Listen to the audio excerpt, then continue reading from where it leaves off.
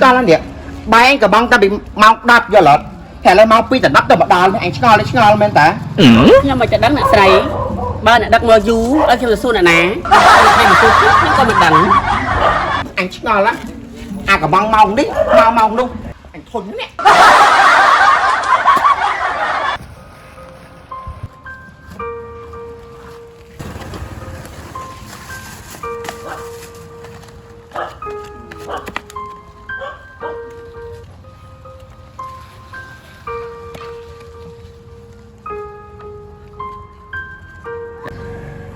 ណាអញឆ្ងល់នឹងឯងនេះ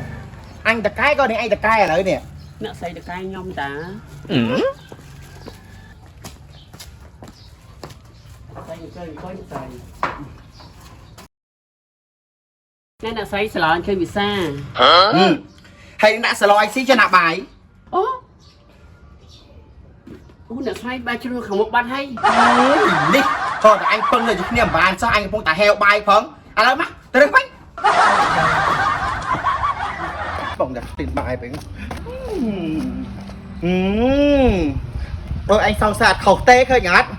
ណាតងៅមិនកាយពលឺបាយអញស៊ីហាវិសាទៅអ្នកស្រីអត់ទេកាំងនេះមកកដោះឯងកាត់ព្រមធ្វើឯងមកដាវលុយរបស់គេស៊ីហ្នឹងមានដៃមិនជើប៉ុណ្ណឹងដៃជួយយុទ្ធដាវលុយរបស់គេស៊ីក៏ចរិតអត់ម៉េចអត់ទេមេងបាយហ្នឹងខ្ញុំមានបានលួចណាខ្ញុំរើបានតើបាយមិញអញជួយខ្ញុំរើបានតើមេងខ្ញុំស្មានមិញអញចោលយកមកហូបនេះបាយអញក៏បងមិនតបបានស៊ីផងអញបោះចោលល្បិចហាណែចរិតហែងហ្នឹង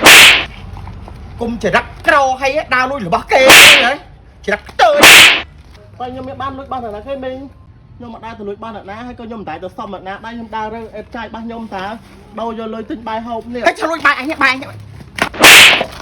ហើយអញលួចបាយមួយថ្ងៃហ្នឹងមិនបាយមិនលួចមិនបោះអញហ៎ហ៎តែបាយនេះខ្ញុំឃើញជ្រូកខ្ញុំរើហ៎មេងយោថ្ងៃមុខឯក្រោយបើអញដឹងតែឃើញហែងលួចរបស់អញទៀតណាអញយកហែងទៅគុក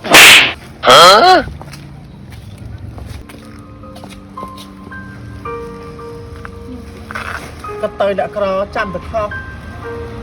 កាត់បោះជាអ្នកក្រគឺពិបាកអញ្ចឹង